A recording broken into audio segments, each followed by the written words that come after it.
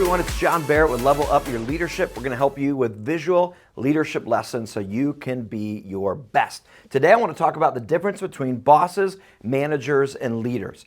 Now this may seem a little like semantics, but we have to understand the difference between a boss, a manager, and a leader if we're going to be effective in what we do.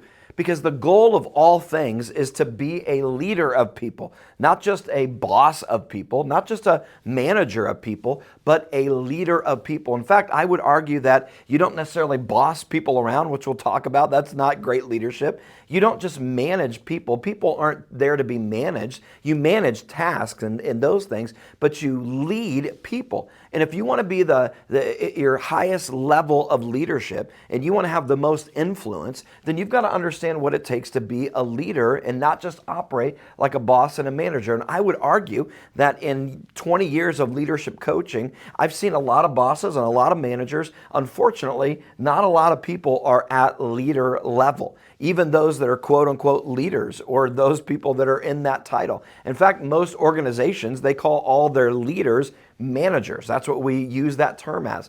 And I think we should change that over time to say, look, if you're a leader of people, you are a leader at whatever level of the organization. You are a leader because we don't just manage people, we lead them. So let's talk about the difference and let's kind of break this down so we can understand how we can tap into the highest form of being able to connect with people, influence them, drive productivity, and get the best out of those around us. You've got to be a leader. So let's talk about it. The first one is the boss, and this is what a boss kind of does. This is kind of the idea of a boss if they're leading their team. They're just kind of over their team, and they see themselves positionally as someone who is over them, telling them what to do. In fact, I would say bosses, this is the tool that they have in their tool belt that they always use is this. They just demand. That's what a boss does. They just demand. They're always bossing people around, demanding that things get happen. This is the lowest form of being able to influence people and being able to get productivity in that, is to be able just to be a boss and to demand that everybody does everything. Now, that may have worked years ago that in the workforce that people could just demand something to be done. But in today's world, people don't want to be around people that are just bossing them around all the time. We want to be around people that are taking us somewhere, that are doing something. And so this whole idea of demanding, it doesn't get us anywhere. It just kind of, requires somebody to be over us, telling us what to do. It's the lowest form of being able to influence people. Now, the second thing is this. This is kind of a person who is maybe more of a manager. And the manager is there, and the manager is just kind of telling people, hey, this is what we need to do. This is what I would like for you to do. How are you doing in this? And let's talk about what you're getting done, how you're getting it done, and make sure that we're all on the same page in that. And this idea of a manager is good, but it's not great. Because what a manager does is they spend all their time directing people. They just direct. They're not necessarily demanding and being over people and kind of yelling at them, but they're with them, but they're just directing them. Hey, this is what needs to get done. We need to make sure we get that done. Hey, where are you struggling with this? What's going on here? How can you make this happen and get it done? Now, this is good, like I said, but it's not great. Managing people is just simply kind of keeping their heads above water, just making sure that things are getting done, making sure that we're all on the same page. But it's not forward thinking. It's not taking people somewhere better and greater. In fact, it's kind of the mid-level of being able to influence people. But the greatest level of influence is in this leader. And this is what it looks like. Here's what leadership actually looks like. They kind of reverse the role here, and the leader is with the people, and they're pointing them to a greater destination, a target, somewhere that's beyond, somewhere where there are working on getting people to be better and further. In fact, here's what a leader does. A leader develops. They don't just demand. They don't direct. That doesn't work. That's not the highest form. But right here, develops people. They develop those and they help them and they point them to something better in the future.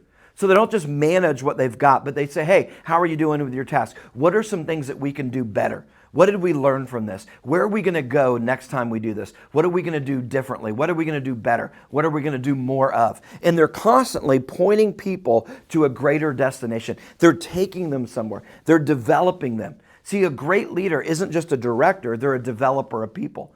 If you spend all your time directing people and just making sure that everybody's doing their job and getting it done, that's exhausting as a leader, number one, and it never gives people an opportunity to develop and get better. So a great leader leads from being an example, helping people see the bigger vision, where they can go, opportunities, things that they can develop into, grow into. They're always forward thinking. They're that 80 kind of 20 leaders I've talked about in this series of Level Up Your Leadership, where 80% of their time as a leader is focused on the future. 20% is in the the daily operations, but 80% is on the go, the growth opportunities. Where can we go? Where can we get better? And they're always developing their people. I had a great mentor years ago that said, you know, John, one of the first things that should be on anybody's a job responsibility list is to work themselves out of their job. That's number one. And if you'll do that by developing those around you, you'll become invaluable to the organization. See, most people are scared to do that. They think, oh, I got to direct people because that's my value. If I could just make sure everybody gets their job done, I'll be valuable to the company. No, where you add the most value to any team, any company, is when you develop those around you, because then you can level up as a leader and begin to do greater things. And then you've got others that are stepping up to the plate, and then you can go develop more to do that. This right here is what organizations pay big money for.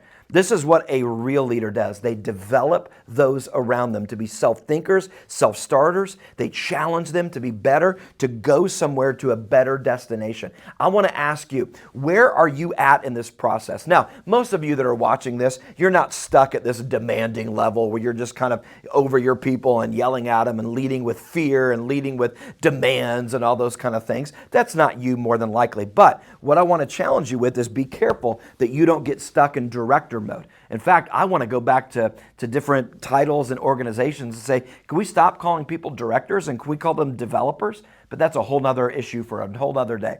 But don't get stuck in directing mode.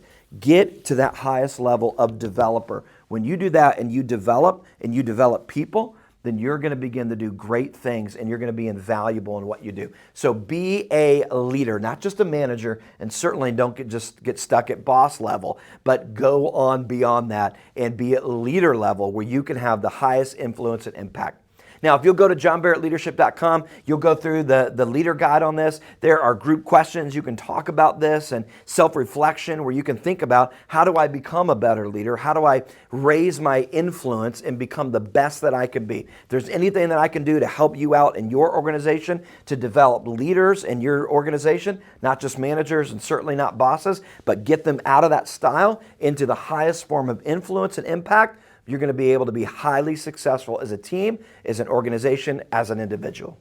Reach out to us today so we can help take you and your team to the next level.